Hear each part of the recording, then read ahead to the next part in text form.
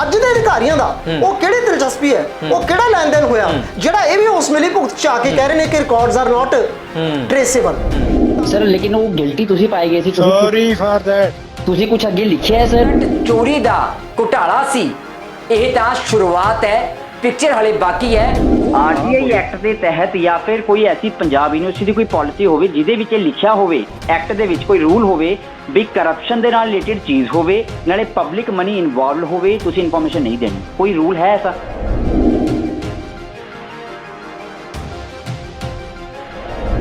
Sir मेरा मतलब sir एक मिनट सर पीआईओ ਤੁਸੀਂ ਹੋ, ਪਬਲਿਕ ਇਨਫੋਰਮੇਸ਼ਨ ਆਫੀਸਰ ਤੁਸੀਂ ਹੋ, ਨॉन ਟੀचिंग ਸਟਾਫ ਤੇ ਅਸਿਸਟੈਂਟ ਰਜਿਸਟਰ ਰਜਿੰਦਰ ਕੁਮਾਰ ਜੀ ਇਸ ਵੇਲੇ ਪੀਆਈਓ ਦੀ ਚੌਕੀ ਤੇ ਬੈਠੇ ਨੇ। ਬਿਲਕੁਲ ਸਰ, ਮੈंने ਤੁਸੀਂ ਦੱਸੋਗੇ ਟ੍ਰੇਸੇਬਲ ਨਹੀਂ ਹੈ ਤੇ ਕੀ ਤੁਸੀਂ ਕੋਸ਼ਿਸ਼ ਕੀਤੀ ਹੈ? ਜਿਹੜਾ ਆਰਟੀ ਐਕਟਿਵਿਸਟ ਉਹਨਾਂ ਅਪੀਲ ਮੰਗੇਗਾ, ਸਰ ਜਵਾਬ ਦਾ ਸਰ ਵਰਜਨ ਦਾ ਅਸੀਂ ਲਵਾਂਗੇ ਨਾ, ਮੈਂ ਕੀ ਛਾਪਾਂ ਵੀ ਟ੍ਰੇਸੇਬਲ ਨਹੀਂ ਹੈ, ਇਹ ਮੈਂ ਦੱਸ ਦਵਾਂ ਵੀ ਉਹਨਾਂ ਨੇ ਕਿਹਾ ਅਸਿਸਟੈਂਟ ਰਜਿਸਟਰ ਸਾਹਿਬ ਨੇ ਰਜਿੰਦਰ ਕੁਮਾਰ ਜੀ ਨੇ ਕਿਹਾ ਵੀ ਟ੍ਰੇਸੇਬਲ ਨਹੀਂ ਹੈ, ਮੈਂ ਇਹ ਲਿਖਾਂਗੀ। मैं ਤੁਹਾਨੂੰ ਕੁਛ ਨਹੀਂ ਕਹਿ ਸਕਦਾ ਸਰ, ਮੈਂ ਕੁਛ ਕਹਿ ਨਹੀਂ ਰਿਹਾ ਤੁਹਾਨੂੰ। ਸਰ ਤੁਸੀਂ ਪੀਆਈਓ ਕੌਣ ਕਹੂੰਗਾ ਫਿਰ ਸਰ? ਸਰ ਮੈਂ ਤੁਹਾਨੂੰ ਕੁਛ ਨਹੀਂ ਕਹਿ ਰਿਹਾ, ਮੈਂ ਪਲੀਜ਼ ਮੈਂ ਤੁਹਾਡੇ ਉੱਤੇ ਕੋਈ ਦਬਾਅ ਹੈਗਾ, ਕੋਈ ਪ੍ਰੈਸ਼ਰ ਹੈ ਤੁਹਾਡੇ ਉੱਤੇ? ਸਰ ਮੈਂ ਤੁਹਾਨੂੰ ਕੁਛ ਨਹੀਂ ਕਹਿ ਸਕਦਾ ਇਹਦੇ ਬਾਰੇ। ਸਰ ਕੌਣ ਕਹੂੰਗਾ? ਪਬਲਿਕ ਇਨਫੋਰਮੇਸ਼ਨ ਆਫੀਸਰ ਤੁਸੀਂ ਹੋ ਸਰ, ਤੁਸੀਂ ਭੱਜ ਰਹੇ ਹੋ ਸਵਾਲਾਂ ਤੋਂ, ਭੱਜ ਰਹੇ ਹੋ ਤੁਸੀਂ ਸਰ, ਤੁਸੀਂ ਭੱਜ ਰਹੇ ਹੋ ਸਵਾਲਾਂ ਤੋਂ ਰਜਿੰਦਰ ਕੁਮਾਰ ਜੀ। ਪਰ ਇਸ ਵਰਜਨ ਦੇ ਨਾਲ ਇਹਨਾਂ ਨੇ ਆਪਣੀ ਮਾਨਸਿਕਤਾ ਹੋਰ ਵੀ ਜ਼ਾਹਿਰ ਕਰ ਦਿੱਤੀ ਹੈ ਕਿ ਕਿਉਂਕਿ ਘਪਲੇ ਤੇ ਘੁਟਾਲੇ ਹੋਏ ਨੇ, ਅਸੀਂ ਉਹ ਹਰ ਸੰਭਵ ਕੋਸ਼ਿਸ਼ ਕਰਾਂਗੇ ਜਿਹਦੇ ਨਾਲ ਵੱਧ ਤੋਂ ਵੱਧ ਸਮਾਂ ਖਿੱਚਿਆ ਜਾ ਸਕੇ ਤੇ ਕਾਗਜ਼ ਤੇ ਸੱਚਾਈ ਲੋਕਾਂ ਦੇ ਸਾਹਮਣੇ ਨਾ ਆ ਸਕੇ। ਕਿਸੇ ਚੋਰੀ ਦੇ ਵਿੱਚ ਚੋਰ ਦਾ ਸਾਥ ਦੇਣ ਵਾਲੇ ਨੂੰ ਕੀ ਕਹਿੰਦੇ ਨੇ? ਬਿਲਕੁਲ ਉਹ ਵੀ ਉਨਾ ਹੀ ਵੱਡਾ ਗੁਨਾਹਗਾਰ ਹੈ ਜਿੰਨਾ ਚੋਰ। ਬਲਕਿ ਇਹ ਵੀ ਕਹਿ ਸਕਦੇ ਹਾਂ ਕਿ ਜੇ ਸਾਥ ਦੇਣ ਵਾਲੇ ਨਾ ਹੁੰਦੇ ਤਾਂ ਸ਼ਾਇਦ ਚੋਰ ਦੀ ਇੰਨੀ ਔਕਾਤ ਹੀ ਨਾ ਹੁੰਦੀ, ਇੰਨੀ ਹਿੰਮਤ ਹੀ ਨਾ ਹੁੰਦੀ ਕਿ ਉਹ ਚੋਰੀ ਕਰ ਸਕਦਾ। ਉਹਨੂੰ ਪਤਾ ਸੀ ਕਿ ਸਾਥ ਦੇਣ ਵਾਲੇ ਮੇਰੇ ਬੈਠੇ ਆ, ਤਦ ਚੋਰੀ ਹੋਈ ਹੈ।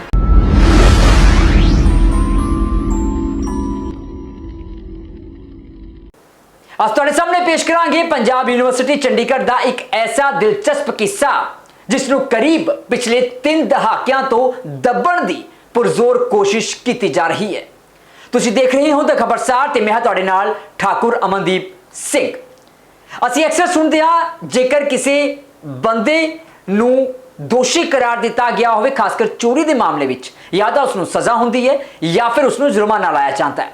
ਪਰ ਕੀ ਤੁਸੀਂ ਸੁਣਿਆ ਹੈ ਕਿਸੇ ਇੱਕ ਬੰਦੇ ਨੂੰ ਦੋਸ਼ੀ ਕਰਾਰ ਦਿੱਤਾ ਗਿਆ ਹੋਵੇ ਕਿਸੇ ਇਨਕੁਆਇਰੀ ਰਿਪੋਰਟ ਦੇ ਵਿੱਚ, ਪਰ ਨਾ ਤਾਂ ਉਸ ਨੂੰ ਸਜ਼ਾ ਦਿੱਤੀ ਗਈ, ਨਾ ਹੀ ਉਸ ਨੂੰ ਜੁਰਮਾਨਾ ਲਗਾਇਆ ਗਿਆ ਤੇ ਨਾ ਹੀ ਕੋਈ ਉੱਚ ਪੱਧਰੀ ਕਮੇਟੀ ਬਣਾ ਕੇ ਉਸ ਨੂੰ ਬਰੀ ਕੀਤਾ ਗਿਆ, ਪਰ ਦੂਜੇ ਪਾਸੇ ਉਸ ਨੂੰ ਨਵਾਜ਼ਿਆ ਗਿਆ ਤਰੱਕੀਆਂ ਦੇ ਨਾਲ, ਉਹ ਵੀ ਉਦੋਂ ਜਦੋਂ ਇਨਕੁਆਇਰੀ ਰਿਪੋਰਟ ਦੇ ਵਿੱਚ ਇਹ ਕਿਹਾ ਗਿਆ ਹੋਵੇ ਕਿ ਉਹ ਬੰਦਾ ਹੈ ਸੀਮੈਂਟ ਚੋਰ।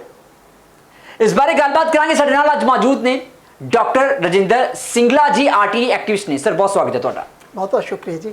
ਸਰ ਇਹ ਮਾਮਲਾ ਕੀ ਹੈ? ਕਹਿੰਦੇ ਬੜਾ ਪੁਰਾਣਾ, ਕਰੀਬ 3 ਦਹਾਕੇ ਹੋਣ ਵਾਲੇ ਨੇ ਪੰਜਾਬ ਯੂਨੀਵਰਸਿਟੀ ਦੇ ਇਤਿਹਾਸ 'ਚ ਇਸ ਨੂੰ ਦੱਬਣ ਦੀ ਕੋਸ਼ਿਸ਼ ਕੀਤੀ ਜਾ ਰਹੀ ਹੈ। ਹਾਂਜੀ। ਮਾਮਲਾ ਹੈ ਕੀ ਹੈ ਤੇ ਹੁਣ ਖਾਸ ਤੌਰ ਤੇ ਕਰੀਬ 28-29 ਸਾਲ ਬਾਅਦ ਦੁਬਾਰਾ ਯਾਦ ਆਈ ਹੈ? ਅਸਲ ਦੇ ਵਿੱਚ ਇਹ ਹੈ ਕਿ ਜੀ ਉਸ ਟਾਈਮ ਮੈਂ ਸਟੂਡੈਂਟ ਸੀ, ਜਦੋਂ ਮੈਂ ਅਖਬਾਰਾਂ ਦੇ ਵਿੱਚ ਅਕਸਰ ਪੜ੍ਹਦਾ ਸੀ ਕਿ ਪੰਜਾਬ ਯੂਨੀਵਰਸਿਟੀ ਦੇ ਵਿੱਚ ਕੋਈ ਸੀਮੈਂਟ ਦੀ ਚੋਰੀ ਹੋਈ ਹੈ, ਸੀਮੈਂਟ ਚੋਰ ਫੜਿਆ ਗਿਆ। ਪਰ ਨਾ ਉਸ ਟਾਈਮ ਆਰਟੀ ਐਕਟ ਸੀ ਤੇ ਨਾ ਹੀ ਮੈਂ ਕੰਮ ਕਰਦਾ ਸੀ, ਲੇਕਿਨ ਮੇਰੇ ਇੱਕ ਦਿਮਾਗ ਦੇ ਵਿੱਚ ਧੁੰਦਲੀ ਯਾਦ ਸੀ ਕਿ ਪੰਜਾਬ ਯੂਨੀਵਰਸਿਟੀ ਦੇ ਵਿੱਚ ਕਦੇ ਸੀਮੈਂਟ ਦੀ ਚੋਰੀ ਹੋਈ ਸੀ। ਅੱਛਾ। ਇਹ ਗੱਲ ਹੈ ਲਗਭਗ 3 ਦਹਾਕੇ ਪਹਿਲਾਂ ਦੀ। ਹੁਣ 2005 ਦੇ ਵਿੱਚ ਆਰਟੀ ਐਕਟ ਬਣਿਆ ਤੇ ਲਗਭਗ 2009-10 ਤੋਂ ਮੈਂ ਪੰਜਾਬ ਯੂਨੀਵਰਸਿਟੀ ਦੇ ਘਪਲੇ ਤੇ ਘੁਟਾਲਿਆਂ ਨੂੰ ਲਗਾਤਾਰ ਆਰਟੀਆਈ ਦੇ ਰਾਹੀਂ ਨੰਗੇ ਕਰਦਾ ਆ ਰਿਹਾ ਹਾਂ। 2018 ਦੇ ਵਿੱਚ ਜੂਨ ਅਤੇ ਦਸੰਬਰ ਦੇ ਵਿੱਚ ਹੋਈ ਸਿੰਡੀਕੇਟ ਦੀ ਮੀਟਿੰਗ ਦੇ ਵਿੱਚ ਇੱਕ ਮਾਮਲਾ ਆਇਆ ਸੀ ਕਿ ਪਿਛਲੇ 16 ਵਰਸ਼ਾਂ ਦੇ ਵਿੱਚ ਜਿਹੜੀ ਲਗਭਗ 200 ਕਰੋੜ ਰੁਪਏ ਖਰਚ ਕੇ ਕੰਸਟਰਕਸ਼ਨਸ ਹੋਈਆਂ ਨੇ, ਉਹ ਸਾਰਿਆਂ ਦੇ ਵਿੱਚ ਕੁਝ ਕਮੀਆਂ ਪਾਈਆਂ ਗਈਆਂ ਨੇ, ਕੁਝ ਹੇਰਾਫੇਰੀਆਂ ਹੋਈਆਂ ਨੇ। ਤੇ ਸਿੰਡੀਕੇਟ ਨੇ ਉਸ 8 ਦਸੰਬਰ 2018 ਨੂੰ ਹੋਈ ਰਿਪੋਰਟ ਨੂੰ, ਇਨਕੁਆਇਰੀ ਰਿਪੋਰਟ ਨੂੰ ਐਕਸੈਪਟ ਕਰਦੇ ਹੋਏ ਕਿਹਾ ਸੀ ਕਿ ਇਹਦੀ ਬਕਾਇਦਾ ਇਨਕੁਆਇਰੀ ਹੋਣੀ ਚਾਹੀਦੀ ਹੈ ਤੇ ਦੇਖਿਆ ਜਾਣਾ ਚਾਹੀਦਾ ਹੈ ਕਿ ਕਿਹੜੀਆਂ ਕਮੀਆਂ ਨੇ, ਕਿਹੜੇ ਲੋਕ ਜ਼ਿੰਮੇਵਾਰ ਨੇ। ਆਫਟਰ ਆਲ ਪਬਲਿਕ ਮਨੀ ਲਗਾਇਆ ਗਿਆ ਲਗਭਗ 200 ਕਰੋੜ ਦੇ ਆਸ-ਪਾਸ। ਬਿਲਕੁਲ ਇਹ ਗੱਲ ਹੈ ਦਸੰਬਰ 2018 ਦੀ। 2021 ਦੇ ਵਿੱਚ 3 ਸਾਲ ਬਾਅਦ ਮੈਂ ਸੋਚਿਆ ਕਿ 3 ਸਾਲ ਨਿਕਲ ਗਏ, ਪਰ ਉਸ ਤੋਂ ਬਾਅਦ ਤਾਂ ਕੋਈ ਧੂੰਆਂ ਹੀ ਨਹੀਂ ਨਿਕਲਿਆ ਕਿ ਆਫਟਰ ਆਲ ਗੱਲ ਹੋਈ ਕੀ। ਉਹ ਜਿਹੜਾ 200 ਕਰੋੜ ਰੁਪਏ ਦੀਆਂ ਕੰਸਟਰਕਸ਼ਨ ਸੀ ਜਿਹਦੇ ਵਿੱਚ ਕਮੀਆਂ ਸੀ, ਉਹਦਾ ਕੀਤਾ ਕੀ? ਉਸ ਚੀਜ਼ ਦੀ ਜਦੋਂ ਮੈਂ ਸਰਚ ਕਰ ਰਿਹਾ ਸੀ ਤਾਂ ਮੈਂ ਆਪ ਪੰਜਾਬ ਯੂਨੀਵਰਸਿਟੀ ਗਿਆ, ਸਾਰੀਆਂ ਬਿਲਡਿੰਗਾਂ ਦੇਖੀਆਂ, ਉਹਨਾਂ ਦੀ ਫੋਟੋ ਖਿੱਚੀਆਂ ਤੇ ਦੇਖਿਆ ਉਹਦੇ ਵਿੱਚ ਕਾਫੀ ਘਪਲੇ ਘੁਟਾਲੇ ਸੀ। ਅੱਛਾ। ਤੇ ਮੈਨੂੰ ਲੱਗਿਆ ਕਿ ਕੋਈ ਵੀ ਬੰਦਾ ਅਚਾਨਕ ਇਸ ਤਰ੍ਹਾਂ ਦੀ ਹੇਰਾਫੇਰੀ ਨਹੀਂ ਕਰ ਸਕਦਾ, ਉਹਦਾ ਬੈਕਗ੍ਰਾਉਂਡ ਹੀ ਜਿਹਾ ਹੋਏਗਾ। ਉਸ ਚੱਕਰ ਦੇ ਵਿੱਚ ਜਦੋਂ ਮੈਂ ਪੁਰਾਣੇ ਰਿਕਾਰਡ ਲੱਭੇ ਤਾਂ ਮੈਨੂੰ ਪਤਾ ਲੱਗਿਆ ਕਿ ਜਿਹੜਾ ਬੰਦਾ ਵਿਅਕਤੀ ਯਾਨੀ ਕਿ ਹੁਣ ਦੇ ਸਮੇਂ ਦੇ ਐਕਸ਼ਨ ਆਰਕੇ ਰਾਏ ਜਿਨ੍ਹਾਂ ਦੇ ਤਹਿਤ ਇਹ ਸਾਰੀਆਂ ਜਿਨ੍ਹਾਂ ਦੀ ਦੇਖ ਰੇਖ ਚ ਕੰਸਟਰਕਸ਼ਨਸ ਹੋਈਆਂ ਨੇ, ਇਹੀ ਵਿਅਕਤੀ ਸੀ ਜਿਹੜਾ ਉਸ ਟਾਈਮ ਦੇ ਵਿੱਚ ਸੀਮੈਂਟ ਚੋਰੀ ਦੇ ਵਿੱਚ ਦੋਸ਼ੀ ਪਾਇਆ ਗਿਆ ਸੀ। ਅੱਛਾ, ਜਿਹਦਾ ਜ਼ਿਕਰ ਸਦਾਨੰਦ ਇਨਕੁਆਇਰੀ ਰਿਪੋਰਟ ਦੇ ਵਿੱਚ ਹੈ ਔਰ ਉਸ ਰਿਪੋਰਟ ਦੇ ਵਿੱਚ ਸੁਣਨ ਦੇ ਵਿੱਚ ਆਇਆ, ਕਿਉਂਕਿ ਰਿਪੋਰਟ ਦੀ ਕਾਪੀ ਤਾਂ ਮੈਂ ਆਰਟੀ ਦੇ ਵਿੱਚ ਕਾਫੀ ਕੋਸ਼ਿਸ਼ ਕੀਤੀ, ਇਹ ਦੇ ਹੀ ਨਹੀਂ ਰਹੇ, ਇਹ ਕਹਿੰਦੇ ਰਿਪੋਰਟ ਟ੍ਰੇਸੇਬਲ ਨਹੀਂ ਹੈ। ਔਰ ਮੈਂ ਵੀ ਸਮਝ ਸਕਦਾ ਕਿਉਂ ਟ੍ਰੇਸੇਬਲ ਨਹੀਂ, ਕਿਉਂਕਿ ਅਕਸਰ ਹੀ ਜਿਨ੍ਹਾਂ ਰਿਕਾਰਡਾਂ ਦੇ ਆਧਾਰ ਤੇ ਯੂਨੀਵਰਸਿਟੀ ਦੇ ਘਪਲੇ ਤੇ ਘੁਟਾਲੇ ਫੜੇ ਜਾਣੇ ਹੁੰਦੇ ਨੇ, ਉਹ ਅਕਸਰ ਹੀ ਨਾਨ ਟ੍ਰੇਸੇਬਲ ਹੋ ਜਾਂਦੇ ਨੇ। ਇਹਦੇ ਵਿੱਚ ਕੋਈ ਵੱਡੀ ਹੈਰਾਨੀ ਦੀ ਗੱਲ ਨਹੀਂ। ਹੈਰਾਨੀ ਦੀ ਗੱਲ ਸਿਰਫ ਇਹ ਹੁੰਦੀ ਹੈ ਕਿ ਘਪਲਾ ਕਿਸੇ ਇੱਕ ਵਿਅਕਤੀ ਨੇ ਕੀਤਾ, ਉਹ ਵੀ 30 ਸਾਲ ਪਹਿਲਾਂ, ਪਰ ਅੱਜ ਦੇ ਅਧਿਕਾਰੀਆਂ ਦਾ ਉਹ ਕਿਹੜੀ ਦਿਲਚਸਪੀ ਹੈ, ਉਹ ਕਿਹੜਾ ਲੈਣ ਦੇਣ ਹੋਇਆ ਜਿਹੜਾ ਇਹ ਵੀ ਉਸ ਮਿਲੀ ਭੁਗਤ ਚ ਆ ਕੇ ਕਹਿ ਰਹੇ ਨੇ ਕਿ ਰਿਕਾਰਡਸ ਆਰ ਨਾਟ ਟ੍ਰੇਸੇਬਲ। ਤਾਂ ਉਹ ਜਿਹੜਾ ਘਪਲਾ ਹੋਇਆ ਸੀ 30 ਸਾਲ ਪਹਿਲਾਂ, ਉਸ ਟਾਈਮ ਵੀ ਸੁਣਨ ਦੇ ਵਿੱਚ ਆਇਆ ਸੀ ਕਿ ਕਾਫੀ ਐਸੋਸੀਏਸ਼ਨਸ ਨੇ ਧਰਨੇ ਲਾਏ ਤੇ ਪ੍ਰੈਸ਼ਰਾਈਜ਼ ਕੀਤਾ ਕਿ ਇਹਦੇ ਤੇ ਕਾਰਵਾਈ ਕੀਤੀ ਜਾਵੇ। ਅਖਬਾਰਾਂ ਵਿੱਚ ਵੀ ਮਾਮਲਾ ਆਇਆ ਸੀ, ਪਰ ਕੋਈ ਇਨਕੁਆਇਰੀ ਨਹੀਂ ਹੋਈ ਤੇ ਅਲਟੀਮੇਟਲੀ ਇਹਨਾਂ ਪ੍ਰੈਸ਼ਰਸ ਦੇ ਬਾਵਜੂਦ ਇੰਨਾ ਜ਼ਰੂਰ ਹੋਇਆ ਸੀ ਕਿ 28 ਫਰਵਰੀ 1994 ਨੂੰ ਸਿੰਡੀਕੇਟ ਦੀ ਇੱਕ ਮੀਟਿੰਗ ਹੋਈ ਸੀ ਜਿਹਦੇ ਵਿੱਚ ਇਹ ਮਾਮਲਾ ਬਕਾਇਦਾ ਰਿਕਾਰਡ ਤੇ ਆ ਗਿਆ ਸੀ। ਉਹਦੇ ਵਿੱਚ ਇਹ ਵੀ ਦਰਜ ਹੈ, ਜਦ ਮੈਂ ਕਢਾ ਕੇ ਦੇਖੀ ਰਿਪੋਰਟ, ਕਿ ਨੰਬਰ 1 ਤਾਂ ਉਸ ਦੇ ਵਿੱਚ ਉਸ ਠੇਕੇਦਾਰ ਦੇ ਖਿਲਾਫ ਕੋਈ FIR ਦਰਜ ਕਰਾਈ ਸੀ ਜਿਨ੍ਹਾਂ ਨੂੰ ਸੀਮੈਂਟ ਚੋਰੀ ਸੀਮੈਂਟ ਇਸ਼ੂ ਕੀਤਾ ਗਿਆ, ਔਰ ਦੂਸਰਾ ਉਹਦੇ ਵਿੱਚ ਡਿਪਾਰਟਮੈਂਟਲ ਇਨਕੁਆਇਰੀ ਦਾ ਵਾਅਦਾ ਕੀਤਾ ਗਿਆ ਸੀ। ਹੁਣ ਮੈਂ ਬਾਰ-ਬਾਰ RTI ਐਪਲੀਕੇਸ਼ਨ ਪਾ ਕੇ ਪੰਜਾਬ ਯੂਨੀਵਰਸਿਟੀ ਨੂੰ ਸਿਰਫ ਇਹ ਪੁੱਛ ਰਿਹਾ ਕਿ ਨੰਬਰ 1 ਤਾਂ ਤੁਸੀਂ ਮੈਨੂੰ ਇਹ ਦੱਸੋ ਕਿ ਜਿਹੜਾ ਲਗਭਗ 30 ਸਾਲ ਪਹਿਲਾਂ ਸੀਮੈਂਟ ਦੀ ਚੋਰੀ ਦਾ ਮਾਮਲਾ ਸੀ, ਜਿਹਦੇ ਵਿੱਚ ਸਦਾਨੰਦ ਦੀ ਇਨਕੁਆਇਰੀ ਰਿਪੋਰਟ ਦੇ ਵਿੱਚ ਦੋਸ਼ੀ ਸਪਸ਼ਟ ਪਾਏ ਗਏ ਸੀ ਤੇ ਰਿਕਮੈਂਡ ਕੀਤਾ ਗਿਆ ਸੀ ਕਿ ਉਹਨਾਂ ਨੂੰ ਸਸਪੈਂਡ ਕੀਤਾ ਜਾਵੇ ਤੇ ਉਹਨਾਂ ਦੇ ਖਿਲਾਫ ਕਾਰਵਾਈ ਕੀਤੀ ਜਾਵੇ, ਆਫਟਰ ਆਲ ਤੁਸੀਂ 30 ਸਾਲਾਂ 'ਚ ਕੀਤਾ ਕੀ ਹੈ? ਮੈਨੂੰ ਇਨਕੁਆਇਰੀ ਰਿਪੋਰਟ ਯੂਨੀਵਰਸਿਟੀ ਦੁਆਰਾ ਕੀਤੀ ਗਈ ਕਾਰਵਾਈ ਵਗੈਰਾ ਦਿੱਤੀ ਜਾਵੇ। ਦੂਸਰੀ ਮੈਂ RTI ਪਾਈ ਸੀ ਕਿ ਜਿਹੜਾ 28 ਫਰਵਰੀ 1994 ਦੇ ਵਿੱਚ ਸਿੰਡੀਕੇਟ ਦੇ ਵਿੱਚ ਵੀ ਕਿਹਾ ਸੀ FIR ਦਰਜ ਹੋਈ ਹੈ, ਡਿਪਾਰਟਮੈਂਟਲ ਇਨਕੁਆਇਰੀ ਹੋਈ ਹੈ, ਉਹ FIR ਦੀ ਕਾਪੀ ਕਿੱਥੇ ਹੈ? ਡਿਪਾਰਟਮੈਂਟਲ ਇਨਕੁਆਇਰੀ ਕਿਹਨੇ ਕੀਤੀ? ਉਹਨਾਂ ਦੀ ਰਿਪੋਰਟ ਕਿੱਥੇ ਹੈ? ਇਹ ਜਦੋਂ ਸਾਰੇ ਕਾਗਜ਼ ਮੈਂ ਮੰਗਦਾ ਤਾਂ ਇਹ RTI ਐਪਲੀਕੇਸ਼ਨਾਂ ਘੁੰਮ ਕੇ ਕੁੱਲ ਮਿਲਾ ਕੇ 2 ਵਿਅਕਤੀ ਨੇ ਜਿਨ੍ਹਾਂ ਦੇ ਕੋਲ ਜਾਂਦੀਆਂ ਨੇ ਜਾਂ ਜਿਨ੍ਹਾਂ ਦੇ ਕੋਲ ਮੇਰੇ ਹਿਸਾਬ ਨਾਲ ਇਹ ਰਿਕਾਰਡ ਹੋਣੇ ਚਾਹੀਦੇ ਨੇ। ਇੱਕ ਹੈ ਡਿਪਟੀ ਰਜਿਸਟਰਾਰ ਜਨਰਲ ਜਿਨ੍ਹਾਂ ਦੇ ਕੋਲ ਸੈਨੇਟ ਸਿੰਡੀਕੇਟ ਦੀਆਂ ਪ੍ਰੋਸੀਡਿੰਗਸ ਵਗੈਰਾ ਦਾ ਰਿਕਾਰਡ ਹੁੰਦਾ, ਤੇ ਦੂਸਰੇ ਨੇ ਅਸਿਸਟੈਂਟ ਰਜਿਸਟਰਾਰ ਇਸਟੈਬਲਿਸ਼ਮੈਂਟ, ਉਹ ਨੇ ਕੋਈ ਮਿਸਟਰ ਰਜਿੰਦਰ ਕੁਮਾਰ, ਜੋ ਮੈਨੂੰ ਦੱਸਿਆ ਗਿਆ, ਕਿਉਂਕਿ ਆਪਣੇ ਵੱਲੋਂ ਤਾਂ ਉਹਨਾਂ ਨੇ ਇਹ ਵੀ ਕੋਸ਼ਿਸ਼ ਕੀਤੀ ਹੈ ਕਿ ਉਹਨਾਂ ਦਾ ਨਾਮ ਬਾਹਰ ਨਾ ਆਵੇ। ਉਹਨਾਂ ਨੇ ਕਿਸੇ ਵੀ RTI ਦੀ ਰਿਪਲਾਈ 'ਚ ਆਪਣਾ ਮੋਬਾਈਲ ਨੰਬਰ, ਈਮੇਲ, ਨਾ ਕੁਝ ਵੀ ਨਹੀਂ ਦੱਸਿਆ, ਜਦ ਕਿ ਮੈਂ ਆਊਟ ਆਫ ਕੰਟੈਕਸਟ ਜਾ ਰਿਹਾ ਇਸ ਇੰਟਰਵਿਊ ਤੋਂ। RTI ਐਕਟ ਦੀ ਇੱਕ 6 ਅਕਤੂਬਰ 2015 ਦੀ ਨੋਟੀਫਿਕੇਸ਼ਨ ਦੇ ਵਿੱਚ ਗਵਰਨਮੈਂਟ ਆਫ ਇੰਡੀਆ ਨੇ ਪੂਰੇ ਹਿੰਦੁਸਤਾਨ ਦੇ ਵਿੱਚ ਸਾਰੀਆਂ ਪਬਲਿਕ ਅਥਾਰਟੀਜ਼ ਨੂੰ ਸਪਸ਼ਟ ਕੀਤਾ ਹੈ ਕਿ ਕਦੇ ਵੀ RTI ਦਾ ਜਵਾਬ ਦਿੰਦੇ ਹੋਏ ਸੂਚਨਾ ਅਧਿਕਾਰੀ ਨੂੰ ਆਪਣਾ ਸਿਗਨੇਚਰ ਦੇ ਇਲਾਵਾ ਨਾ ਦੱਸਣਾ ਪਊ, ਡੈਜ਼ਿਗਨੇਸ਼ਨ, ਉਹਦੇ ਵਿੱਚ ਮੋਬਾਈਲ ਨੰਬਰ, ਕੰਟੈਕਟ ਨੰਬਰ ਤੇ ਈਮੇਲ ID ਦਿੱਤੀ ਜਾਏਗੀ। ਜਦ ਕਿ ਰਜਿੰਦਰ ਕੁਮਾਰ ਜੀ ਉਸ ਸ਼ਖਸ ਨੇ ਜਿਨ੍ਹਾਂ ਨੇ ਕੋਈ ਵੀ ਡਿਟੇਲ ਨਹੀਂ ਦਿੱਤੀ, ਸਿਰਫ ਇਹ ਕਿਹਾ ਕਿ ਨੰਬਰ 1 ਤਾਂ ਇਹ ਰਿਕਾਰਡ ਟ੍ਰੇਸੇਬਲ ਹੀ ਨਹੀਂ, ਤੇ ਨੰਬਰ 2 ਜੇ ਟ੍ਰੇਸੇਬਲ ਵੀ ਹੋਣ ਤਾਂ ਦਿੱਤੇ ਨਹੀਂ ਜਾ ਸਕਦੇ। ਸਭ ਤੋਂ ਨਹੀਂ ਦਿੱਤੇ ਜਾ ਸਕਦੇ ਤਾਂ ਨਹੀਂ ਦਿੱਤੇ ਜਾ ਸਕਦੇ। ਜਾਣਕਾਰੀ ਹੋ ਰਹੀ, ਤੁਸੀਂ RTI ਐਕਟਿਵਿਸਟ ਹੈਗੇ ਹੋ, ਕਿ ਐਸਾ ਕੋਈ ਹੈਗਾ, ਕੋਈ ਪਾਲਿਸੀ, ਕੋਈ ਰੂਲ ਹੈਗਾ ਐਕਟ ਦੇ ਵਿੱਚ? ਉਹਦੇ ਵਿੱਚ ਇਹ ਹੈ ਜੀ, RTI ਐਕਟ ਦੇ ਵਿੱਚ ਲਿਖਿਆ ਕਿ ਹਰ ਸੂਚਨਾ ਦੇਣੀ ਪਏਗੀ ਸਵਾਏ ਉਸ ਦੇ ਜਿਹੜੀ ਸੈਕਸ਼ਨ 8 ਜਾਂ 9 ਦੇ ਵਿੱਚ ਛੋਟ ਦੇ ਤਹਿਤ ਆਉਂਦੀ ਹੈ, ਜਿਹਨੂੰ ਦੇਣ ਦੀ ਜ਼ਰੂਰਤ ਨਹੀਂ ਹੈ। ਉਹਦੇ ਵਿੱਚ ਵੀ ਤੁਹਾਨੂੰ ਨੰਬਰ 1 ਤਾਂ ਸੈਕਸ਼ਨ ਦਾ ਜ਼ਿਕਰ ਕਰਨਾ ਪਏਗਾ ਤੇ ਨੰਬਰ 2 ਸਮਝਾਉਣਾ ਪਏਗਾ ਵੀ ਇਹ ਸੈਕਸ਼ਨ ਇਸ ਹਾਲਾਤ 'ਚ ਕਿਵੇਂ ਲੱਗਦੇ ਨੇ। ਠੀਕ ਹੈ ਜੀ। ਔਰ ਉਹਦੇ ਵਿੱਚ ਵੀ ਸਾਰੇ ਛੋਟ ਦੇ ਸੈਕਸ਼ਨਾਂ 'ਚ ਲਾਸਟ ਲਿਖਿਆ ਹੈ ਕਿ ਜੇ ਮਾਮਲਾ ਕਰਪਸ਼ਨ ਨਾਲ ਜਾਂ ਹਿਊਮਨ ਰਾਈਟਸ ਵਾਇਲੇਸ਼ਨ ਨਾਲ ਸੰਬੰਧਿਤ ਹੋਵੇ ਤਾਂ ਉਹ ਵੀ ਛੋਟ ਲਾਗੂ ਨਹੀਂ ਹੋਏਗੀ, ਸੂਚਨਾ ਦੇਣੀ ਪਏਗੀ। ਇਹਦੇ ਵਿੱਚ ਤਾਂ ਨੰਬਰ 1 ਛੋਟ 'ਚ ਕਿਸੇ ਵੀ ਤਰੀਕੇ ਨਾਲ ਆਉਂਦਾ ਨਹੀਂ, ਤੇ ਨੰਬਰ 2 ਜੇ ਮੰਨ ਵੀ ਲਿਆ ਜਾਵੇ ਕਿ ਆਉਂਦਾ ਹੈ ਤਾਂ ਵੀ ਕਿਉਂਕਿ ਮਾਮਲਾ ਕਰਪਸ਼ਨ ਦਾ ਹੈ, ਤਾਂ ਵੀ ਕਿਉਂਕਿ ਪਬਲਿਕ ਮਨੀ ਦੀ ਮਿਸਅਪਰੋਪਰੀਏਸ਼ਨ ਹੋਈ ਹੈ, ਤੇ ਕਿਸੇ ਵੀ ਤਰੀਕੇ ਦੇ ਨਾਲ ਇਹਨੂੰ ਜ਼ਾਹਿਰ ਕਰਨ ਤੋਂ, ਉਜਾਗਰ ਕਰਨ ਤੋਂ ਰੋਕਿਆ ਨਹੀਂ ਜਾ ਸਕਦਾ। ਬਿਲਕੁਲ। ਇਹ ਔਰ ਦੂਸਰਾ ਜਿਹੜੇ ਉਹਨੇ ਸੈਕਸ਼ਨ ਦਾ ਜ਼ਿਕਰ ਕੀਤਾ, ਮੈਂ ਉਹਨੂੰ ਐਕਸਪਲੇਨ ਕਰ ਦੇਵਾਂ।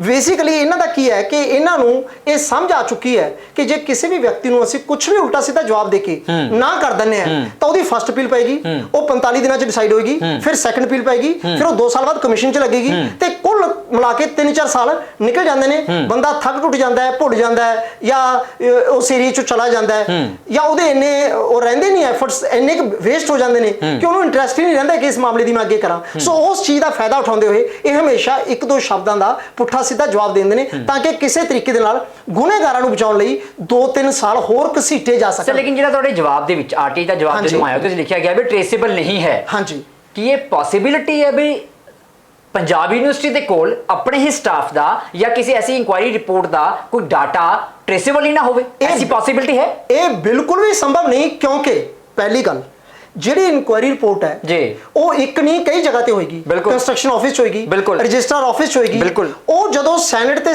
ਸਿੰਡੀਕੇਟ ਦਾ ਏਜੰਡੇ ਦੇ ਵਿੱਚ ਲੱਗੀ ਤੇ ਸਿੰਡੀਕੇਟ ਦੇ 19-20 ਮੈਂਬਰ ਨੇ ਤਾਂ 19-20 ਕਾਪੀਆਂ ਉਹਦੀਆਂ ਫੁੱਟਸਟੈਟ ਹੋ ਕੇ ਸਿੰਡੀਕੇਟ ਦੇ ਮੈਂਬਰਾਂ ਨੂੰ ਗਿਆ। ਬਿਲਕੁਲ। ਮੀਨਸ ਡਿਪਟੀ ਰਜਿਸਟਰਾਰ ਜਨਰਲ ਦੀ ਬ੍ਰਾਂਚ ਹੋਏਗੀ। ਫਿਰ ਜੋ ਵਿਅਕਤੀ ਉਹਦੇ ਚ ਦੋਸ਼ੀ ਪਾਏਗਾ, ਜਿਵੇਂ ਇਸ ਕੇਸ ਦੇ ਵਿੱਚ ਮਿਸਟਰ ਆਰ.ਕੇ. ਰਾਏ ਨੇ, ਉਹਨਾਂ ਦੀ ਸਰਵਿਸ ਬੁੱਕ ਚ ਐਂਟਰੀ ਹੋਏਗੀ, ਉਹਨਾਂ ਦੀ ਪਰਸਨਲ ਫਾਈਲ ਚਲੀ ਗਈ, ਫਾਈਲ ਦੇ ਵਿੱਚ ਲੱਗੇਗੀ। ਹੁਣ ਹੈਰਾਨੀ ਦੀ ਗੱਲ ਇਹ ਹੈ ਕਿ ਜੇ ਇਹ ਟ੍ਰੇਸੇਬਲ ਵੀ ਨਹੀਂ ਤਾਂ ਕਿੰਨੀ ਜਗ੍ਹਾ ਤੋਂ ਟ੍ਰੇਸੇਬਲ, ਕਿ ਯੂਨੀਵਰਸਿਟੀ ਦੇ ਸਾਰੇ ਹੀ ਦਫ਼ਤਰਾਂ ਚੋਂ ਟ੍ਰੇਸੇਬਲ ਨਹੀਂ ਹੈ। ਔਰ ਦੂਸਰੀ ਗੱਲ ਇਹ ਹੈ ਕਿ ਉਹਨੇ ਟ੍ਰੇਸੇਬਲ ਨਾ ਹੋਣ ਦੇ ਵੀ ਬਹਾਨੇ ਬੰਦੇ ਲਾ ਸਕਦਾ ਹੈ ਨਾ ਵੀ ਫਲਾਣੇ ਰੀਜ਼ਨ ਕਰਕੇ ਟ੍ਰੇਸੇਬਲ ਨਹੀਂ ਹੈ, ਕਿਉਂਕਿ ਸਰਵਿਸ ਰਿਕਾਰਡ ਦਾ ਰੱਖਣਾ ਪੈਂਦਾ ਹਰ ਇੱਕ EMPLOYE ਦਾ। ਤੇ ਕੀ ਕਾਰਨ ਕੀ ਬਹਾਨੇ ਹੋ ਸਕਦੇ ਨੇ ਜਿਹੜੇ ਲਾ ਸਕਦੇ ਨੇ ਵੀ ਟ੍ਰੇਸੇਬਲ ਕਿਉਂ ਨਹੀਂ ਹੈ? ਕਦੇ ਅੱਗ ਲੱਗੀ ਹੈ ਇਹਨਾਂ ਦੇ ਐਸਟੈਬਲਿਸ਼ ਬ੍ਰਾਂਚ ਦੇ ਵਿੱਚ? ਕਿਸੇ ਟਾਈਮ ਤੇ ਮੈਨੂੰ ਯਾਦ ਹੈ ਕਿ ਪੰਜਾਬ ਯੂਨੀਵਰਸਿਟੀ ਫਾਈਨੈਂਸ਼ੀਅਲ ਕਰੰਚ ਚੋਂ ਲੰਘ ਰਹੀ ਸੀ ਤੇ ਕੇਸ ਚੱਲ ਰਿਹਾ ਸੀ। ਇਹ ਆਮ ਗੱਲ ਹੈ, ਸਰਕਾਰ ਪੈਸੇ ਨਹੀਂ ਸੀ ਦੇ ਰਹੀ, ਇਹ ਕਹਿ ਰਹੇ ਸੀ ਸਾਨੂੰ ਪੈਸੇ ਦਿਓ। UGC ਕਹਿੰਦੀ ਪੈਸੇ ਦੇਣ ਨੂੰ ਤਿਆਰ ਹੈ, ਤੁਸੀਂ ਸਾਨੂੰ ਪਿਛਲੇ ਦਾ ਰਿਕਾਰਡ ਦਿਓ। ਬਿਲਕੁਲ ਠੀਕ। ਤੇ ਅਚਾਨਕ ਹੀ ਉਹ ਬ੍ਰਾਂਚ ਜਿੱਥੇ ਰਿਕਾਰਡ ਪਏ ਸੀ ਅੱਗ ਲੱਗ ਗਈ ਸੀ। ਇਸ ਦੇ ਬਾਵਜੂਦ ਵੀ ਕਿ ਸੁਣਨ ਵਿੱਚ ਆਇਆ 2-2.5 ਕਰੋੜ ਰੁਪਏ ਖਰਚ ਕੇ ਉਸ ਬ੍ਰਾਂਚ ਦੀ ਸਪੈਸ਼ਲ ਰੈਨੋਵੇਸ਼ਨ ਹੋਈ ਸੀ। ਚਲੋ ਮੈਂ ਮੰਨ ਸਕਦਾ ਕਿ ਜਦੋਂ ਵੀ ਕਿਸੇ ਵੀ ਬ੍ਰਾਂਚ ਦੇ ਜਦੋਂ ਮੰਗਿਆ ਗਿਆ ਰਿਕਾਰਡ ਘੇਰੇ ਚ ਆਉਂਦੇ ਨੇ ਤਾਂ ਅੱਗ ਲੱਗਣਾ ਜਾਂ ਤਬਾਹ ਹੋ ਜਾਣਾ ਇਹ ਨਾਰਮਲ ਜੀ ਗੱਲ ਹੈ। ਲੇਕਿਨ ਇਸ ਕੇਸ ਦੇ ਵਿੱਚ ਤਾਂ ਹਜੇ ਤੱਕ ਕੋਈ ਅੱਗ ਦਾ ਵੀ ਜ਼ਿਕਰ ਨਹੀਂ ਆਇਆ ਕਿ ਉਹ ਰਿਪੋਰਟ ਜਾਂ ਰਿਪੋਰਟ ਨਾਲ ਜੁੜੇ ਕਾਗਜ਼ ਜਾਂ ਇਨਕੁਆਇਰੀ ਦੇ ਨਾਲ ਹੋਰ ਕੋਈ ਕਾਗਜ਼ ਸਬੂਤ ਕਿਸੇ ਅੱਗ ਦੇ ਘੇਰੇ ਚ ਆਏ ਹੋਣ, ਕੋਈ ਇਹਨਾਂ ਨੇ ਜ਼ਿਕਰ ਨਹੀਂ ਕੀਤਾ। ਕੋਈ ਹੜ੍ਹ ਆਇਆ ਹੋਵੇ, ਕੋਈ ਪਾਣੀ ਚ ਰੁੜੇ ਹੋਣ, ਇੱਥੇ ਤਾਂ ਵੀ ਉਸ ਤਰ੍ਹਾਂ ਦਾ ਕੋਈ ਜ਼ਿਕਰ ਨਹੀਂ।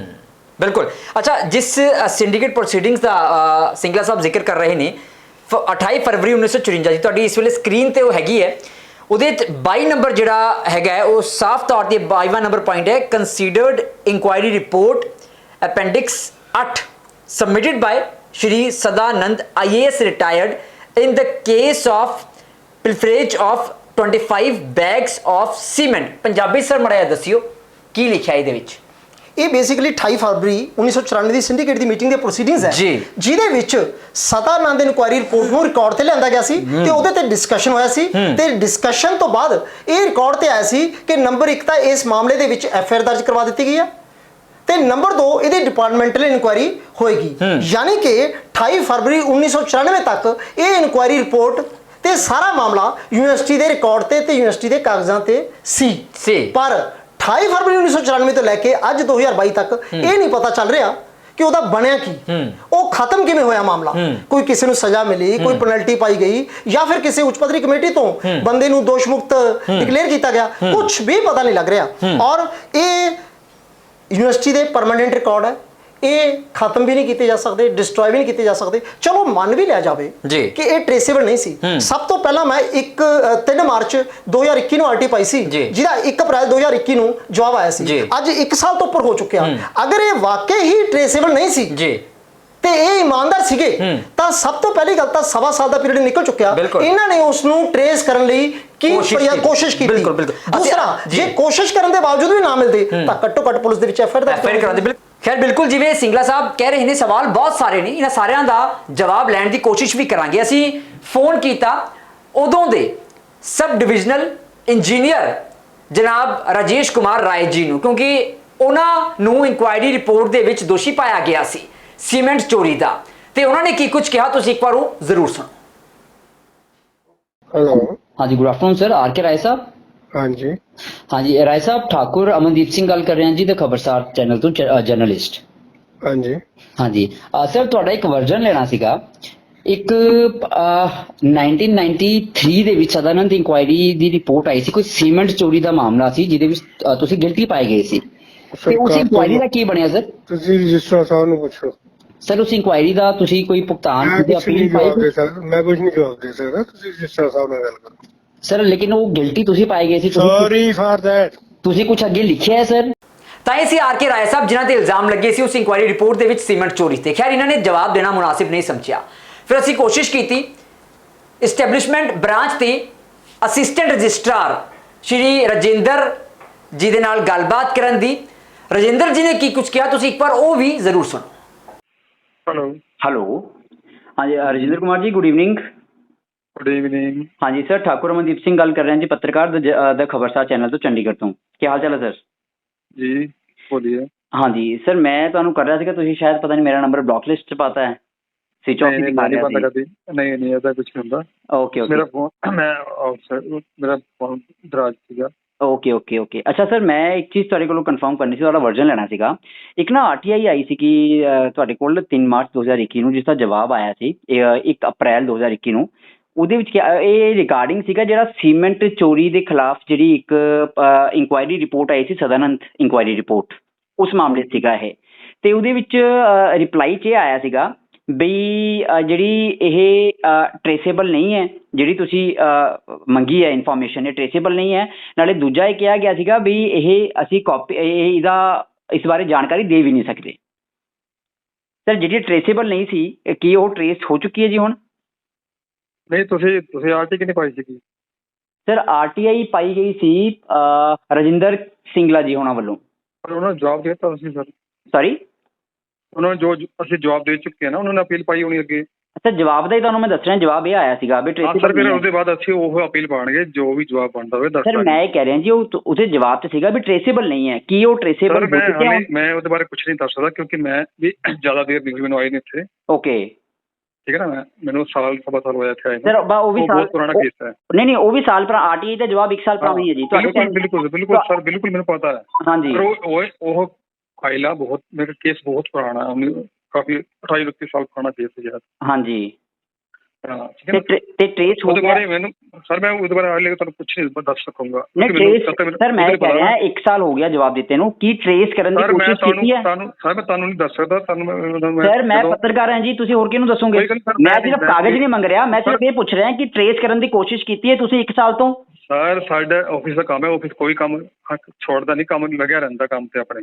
ਓਕੇ ਠੀਕ ਹੈ ਸਰ ਤੇ ਉਹਨਾਂ ਨੇ ਅਗਰ ਅਪੀਲ ਪਾਈ ਹੈ ਜਵਾਬ ਦੇ ਦਾਂਗੇ। ਠੀਕ ਹੈ ਸਰ ਓਕੇ ਸਰ ਲੇਕਿਨ ਇੱਕ ਹੋਰ ਇਹਦੇ 'ਚ ਪੁਆਇੰਟ ਲਿਖਿਆ ਸੀਗਾ ਵੀ ਇਹ ਆਪਾਂ ਦੇ ਨਹੀਂ ਸਕਦੇ ਇਹ ਇਨਫੋਰਮੇਸ਼ਨ ਅਸੀਂ ਦੇ ਨਹੀਂ ਸਕਦੇ। ਕੋਈ ਹੋਰ ਹੋਣੀ ਸਰ ਉਹਦੇ 'ਚ ਪੂਰਾ ਨਹੀਂ ਹੋਣਾ ਕੁਝ ਚੀਜ਼ਾਂ ਹੋਣੀ ਜਿਹੜੀ ਨਹੀਂ ਦੇ ਸਕਦੇ ਹੋਣੇ ਉਹ ਤਾਂ ਉਹਨੂੰ ਦੱਸਤਾ ਜੋ ਵੀ ਹੈ ਉਹ ਤਾਂ ਸਾਡੇ ਅਪੀਲ ਪਾਉਣਗੇ ਤਾਂ ਜਵਾਬ ਦੇ ਦਾਂਗੇ। ਉਹ ਸਿੰਪਲੀ ਸੀਗਾ ਕਰਪਸ਼ਨ ਤੋਂ ਰਿਲੇਟਿਡ। ਸਰ ਕਿਹੜਾ RTI ਐਕਟ? ਸਰ ਇੱਕ ਮੇਰੀ ਬੇਨਤੀ ਤਾਂ ਸੁਣ ਲਓ sir let me complete please. RTI act ਦੇ ਤਹਿਤ ਜਾਂ ਫਿਰ ਕੋਈ ਐਸੀ ਪੰਜਾਬ ਯੂਨੀਵਰਸਿਟੀ ਦੀ ਕੋਈ ਪਾਲਿਸੀ ਹੋਵੇ ਜਿਹਦੇ ਵਿੱਚ ਇਹ ਲਿਖਿਆ ਹੋਵੇ ਐਕਟ ਦੇ ਵਿੱਚ ਕੋਈ ਰੂਲ ਹੋਵੇ ਵੀ ਕਰਪਸ਼ਨ ਦੇ ਨਾਲ ਰਿਲੇਟਿਡ ਚੀਜ਼ ਹੋਵੇ ਨਾਲੇ ਪਬਲਿਕ ਮਨੀ ਇਨਵੋਲਵਡ ਹੋਵੇ ਤੁਸੀਂ ਇਨਫੋਰਮੇਸ਼ਨ ਨਹੀਂ ਦੇਣੀ ਕੋਈ ਰੂਲ ਹੈ ਐਸਾ?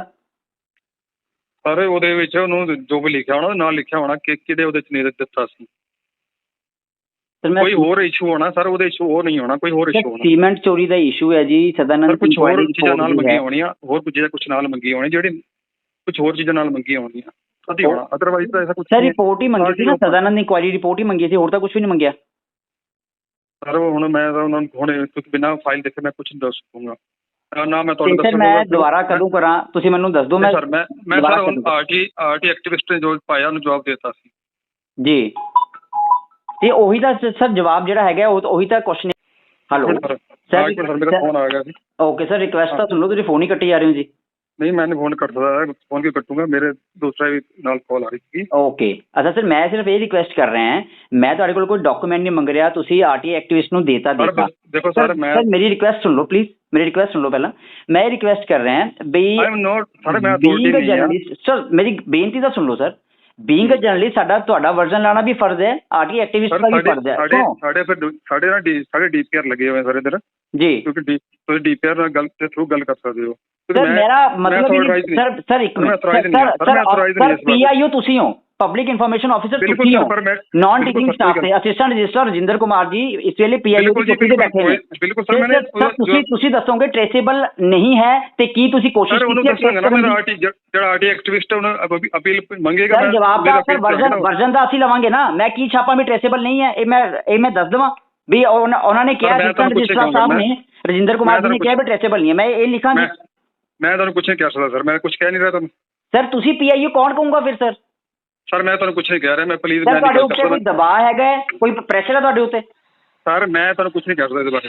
ਸਰ ਕੌਣ ਕਹੂੰਗਾ ਪਬਲਿਕ ਇਨਫੋਰਮੇਸ਼ਨ ਆਫਿਸਰ ਤੁਸੀਂ ਹੋ ਸਰ ਤੁਸੀਂ ਭੱਜ ਰਹੇ ਹੋ ਸਵਾਲਾਂ ਤੋਂ ਭੱਜ ਰਹੇ ਹੋ ਤੁਸੀਂ ਸਰ ਤੁਸੀਂ ਭੱਜ ਰਹੇ ਹੋ ਸਵਾਲਾਂ ਤੋਂ ਰਜਿੰਦਰ ਕੁਮਾਰ ਜੀ। ਤਾਂ ਇਹ ਸੀ assistant registrar establishment branch Rajinder Kumar ji. Singla ਸਾਹਿਬ ਅਸਿਸਟੈਂਟ ਰਜਿਸਟਰਾਰ ਸਾਹਿਬ ਤਾਂ ਕਹਿੰਦੇ ਨੇ ਕਿ ਮੈਂ ਤਾਂ ਆਰਟੀ ਐਕਟਿਵਿਸਟ ਨੂੰ ਹੀ ਜਵਾਬ ਦਊਂਗਾ।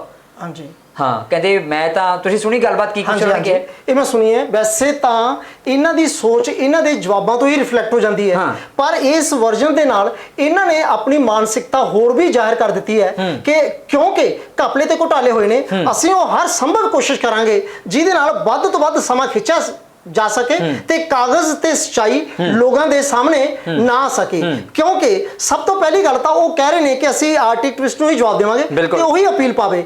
ਗੱਲ ਤਾਂ ਇਹ ਹੈ ਕਿ ਪਬਲਿਕ ਮਨੀ ਹੈ, ਲੋਕਾਂ ਦਾ ਪੈਸਾ ਹੈ, ਖਾਦਾ ਗਿਆ ਤੇ ਲੋਕਾਂ ਦੇ ਪੈਸੇ ਦੇ ਨਾਲ ਯੂਨੀਵਰਸਿਟੀ ਚੱਲ ਰਹੀ ਹੈ ਤੇ ਲੋਕ ਇਹ ਜਾਣਨਾ ਚਾਹੁੰਦੇ ਨੇ ਕਿ ਆਫਟਰ ਆਲ ਉਸ ਘਪਲੇ ਦਾ ਕੀ ਬਣਿਆ। ਇਹ ਹੱਕ ਰਜਿੰਦਰ ਸਿੰਗਲਾ ਨੂੰ ਜਾਂ ਕਿਸੇ ਵੀ ਐਪਲੀਕੈਂਟ ਨੂੰ ਹੀ ਕਿਉਂ, ਹਰ ਨਾਗਰਿਕ ਨੂੰ ਹੈ ਕਿ ਉਹ ਜਾਣਨਾ ਚਾਹੇ ਕਿ ਸੱਚਾਈ ਕੀ ਹੈ। दूसरी गल उन्हें लिखती तौर पर किया है, ये सैक्शन 7 सब सैक्शन 9 के मुताबिक डिसप्रपोर्शनेटली अफेक्ट होंगे साडे एसेट्स। ये तो मतलब ये है कि जे असीं इन्हां नूं सूचना देवांगे तां साडे दस्तावेज खराब हो जाणगे। एक्चुअली आरटी एक्ट ਦੇ ਵਿੱਚ ਇਹ ਲਿਖਿਆ ਕਿ ਕਈ ਨਾ ਹਿਸਟੋਰੀਕਲ ਮੋਨੂਮੈਂਟ ਜਿਵੇਂ ਮਿਊਜ਼ੀਅਮ ਦੇ ਵਿੱਚ ਕੋਈ ਪੁਰਾਣਾ ਗ੍ਰੰਥ ਪਿਆ ਜਿਹੜਾ ਸਦੀਆਂ ਪੁਰਾਣਾ ਹੈ, ਬਾਹਰ ਸ਼ੀਸ਼ੇ ਨਾਲ ਕਵਰਡ ਹੈ, ਤੁਸੀਂ ਉਹ ਦੇਖ ਸਕਦੇ ਹੋ। ਅਗਰ ਮੈਂ ਕਹਾਂ ਪੇਜ ਨੰਬਰ 14 ਦੀ ਕਾਪੀ ਦਿਓ ਤਾਂ 14 ਦੀ ਕਾਪੀ ਦੇਣ ਦੇ ਚੱਕਰ 'ਚ ਹੋ ਸਕਦਾ ਉਹ 200 ਸਾਲ ਪੁਰਾਣਾ ਹੋਵੇ, ਕਾਗਜ਼ ਭੁਰ ਜਾਣ। ਸੋ ਇਸ ਤਰ੍ਹਾਂ ਦੇ ਕਈ ਕਾਗਜ਼ ਨੇ ਜਿਹੜੇ ਆਰਟੀ 'ਚ ਲਿਖੇ ਹੈ ਕਿ ਜੇ ਉਹਨਾਂ ਨੂੰ ਦੇਣ ਨਾਲ ਸਾਰੇ ਕਾਗਜ਼ਾਂ ਦਾ ਜਾਂ ਦਸਤਾਵੇਜ਼ਾਂ ਦਾ ਨੁਕਸਾਨ ਹੁੰਦਾ ਹੈ ਤਾਂ ਦੇਣ ਦੀ ਲੋੜ ਨਹੀਂ। ਪਰ ਉਹ ਰਿਪੋਰਟ ਨਹੀਂ ਹੋ ਸਕਦਾ ਹੈ ਰਾਏ ਸਾਹਿਬ ਦੀ ਜਿਹੜੀ ਇਹ ਰਾਏ ਸਾਹਿਬ ਦੇ ਖਿਲਾਫ ਜਿਹੜੀ ਰਿਪੋਰਟ ਆਈ ਸੀ ਉਹ ਵੀ ਇਤਿਹਾਸਕ ਰਿਪੋਰਟ ਹੈ ਨਾ, ਸੀਮੈਂਟ ਚੋਰੀ ਅੱਜ ਤੱਕ ਕਦੇ ਸੁਣਿਆ ਹੀ ਨਹੀਂ। ਹੋ ਸਕਦਾ ਹੈ ਵੀ ਸੋਚਦੇ ਹੋਣ ਵੀ ਸਾਂਭ ਕੇ ਰੱਖੀਏ। ਪਰ ਹੈਰਾਨੀ ਦੀ ਗੱਲ ਇਹ ਵੀ ਹੈ ਕਿ ਇਹਦੀਆਂ 19 ਕਾਪੀਆਂ ਤਾਂ ਫੁੱਟਸਟੈਟ ਕਾਪੀਆਂ ਸਿੰਡੀਕੇਟ ਦੇ ਮੈਂਬਰਾਂ ਨੂੰ ਗਈਆਂ ਸੀ। ਇਹ ਲਾਇਬ੍ਰੇਰੀ, ਆਪਣਾ ਡੀਆਰਜੀ ਆਫਿਸ, ਕੰਸਟਰਕਸ਼ਨ ਆਫਿਸ, ਰਜਿਸਟਰਾਰ ਦਾ ਆਫਿਸ, ਹੋਰ ਬਹੁਤ ਜਗ੍ਹਾ ਤੇ ਇਹਦੀ ਕਾਪੀ ਹੋ ਸਕਦੀ ਹੈ। ਤੇ ਇਹਦਾ ਕਿਵੇਂ ਨੁਕਸਾਨ ਹੋ ਸਕਦਾ, ਕਿੱਥੋਂ ਕੱਢ ਕੇ ਦੱਸੋ। ਲੇਕਿਨ ਬੜੀ ਹੈਰਾਨੀ ਵਾਲੀ ਗੱਲ ਹੈ, ਜਦੋਂ ਅਸੀਂ ਕਿਹਾ ਬਈ ਤੁਸੀਂ 1 ਸਾਲ ਪਹਿਲਾਂ ਕਿਹਾ ਸੀ 1 ਅਪ੍ਰੈਲ 2021 ਨੂੰ ਜਵਾਬ ਦਿੱਤਾ ਆਰਟੀਆਈ ਦਾ ਜੋ ਕਿ ਸਿੰਗਲਾ ਸਾਹਿਬ ਵੱਲੋਂ ਪਾਈ ਗਈ ਸੀ, ਤਾਂ ਰਜਿੰਦਰ ਕੁਮਾਰ ਜੀ ਕਹਿੰਦੇ ਨੇ ਜੋ ਕਿ ਅਸਿਸਟੈਂਟ ਰਜਿਸਟਰਾਰ ਨੇ ਪੰਜਾਬ ਯੂਨੀਵਰਸਿਟੀ ਦੇ ਵਿੱਚ, ਜਿਨ੍ਹਾਂ ਦੇ ਤਹਿਤ ਜਿਨ੍ਹਾਂ ਦੀ ਜ਼ਿੰਮੇਵਾਰੀ ਹੈ ਪੂਰੇ ਯੂਨੀਵਰਸਿਟੀ ਦੇ ਜਿਹੜੇ ਨਾਨ ਟੀਚਿੰਗ ਸਟਾਫ ਹੈ ਉਹਨਾਂ ਦੀ ਸਰਵਿਸ ਰਿਕਾਰਡ ਨੂੰ ਮੇਨਟੇਨ ਕਰਨਾ, ਤਾਂ ਉਹ ਕਹਿੰਦੇ ਨੇ ਕਿ ਇਹ ਨਾਟ ਟ੍ਰੇਸੇਬਲ ਹੈ। ਹੈਰਾਨੀ ਵਾਲੀ ਗੱਲ ਹੈਗੀ ਹੈ ਵੀ 1 ਸਾਲ ਤੋਂ ਉੱਤੇ ਹੋ ਚੁੱਕਿਆ ਹੈ ਤੇ ਹੁਣ ਵੀ ਤੁਸੀਂ ਟ੍ਰੇਸ ਨਹੀਂ ਕਰ ਸਕੇ, ਜਾਂ ਫਿਰ ਕਿਸੇ ਵੱਡੇ ਘੁਟਾਲੇ ਨੂੰ ਬਚਾਉਣ ਦੀ ਕੋਸ਼ਿਸ਼, ਲੁਕਾਉਣ ਦੀ ਕੋਸ਼ਿਸ਼, ਜਾਂ ਉਸ ਦਾ ਹਿੱਸੇਦਾਰ ਬਣਨ ਦੀ ਕੋਸ਼ਿਸ਼ ਕੀਤੀ ਜਾ ਰਹੀ ਹੈ। ਸਰ ਪੱਤਰਕਾਰ ਨੂੰ ਵੀ ਇਹ ਜਵਾਬ ਨਹੀਂ ਦਿੰਦੇ, ਮਤਲਬ ਭੱਜਦੇ ਨਜ਼ਰ ਆਏ। ਮੈਂ ਤਾਂ ਲਾਸਟ ਵਿੱਚ ਲਿਟਰਲੀ ਕਿਹਾ ਹੈ ਵੀ ਸਰ ਤੁਸੀਂ ਜਵਾਬਾਂ ਤੋਂ ਭੱਜ ਰਹੇ ਹੋ, ਫੋਨ ਕਰ ਦਿੱਤਾ ਉਹਨਾਂ ਨੇ। ਇਹਦੇ ਵਿੱਚ ਇੱਕ ਚੀਜ਼ ਹੋਰ ਵੀ ਹੈ, ਜਿਹੜੇ ਅਸਿਸਟੈਂਟ ਰਜਿਸਟਰਾਰ ਨੇ ਇਸ ਬ੍ਰਾਂਚ ਦੇ ਇਹਨਾਂ ਦਾ ਮੇਨ ਜਿਹੜਾ ਡਿਊਟੀ ਹੈ ਉਹ ਸਰਵਿਸ ਰਿਕਾਰਡ ਨੂੰ ਮੇਨਟੇਨ ਕਰਨਾ ਹੈ।